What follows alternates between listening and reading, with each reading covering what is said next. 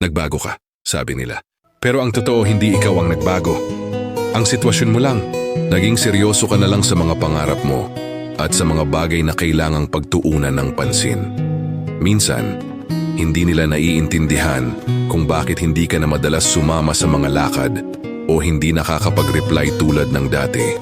Pero hindi nila alam, ang mga pagkakataong ito, ang mga galak na nakasanayan mong paglaanan ng oras, ay hindi na maaaring mangyari dahil sa mga responsibilidad na mas mahalaga at mas nangangailangan ng iyong panahon at atensyon.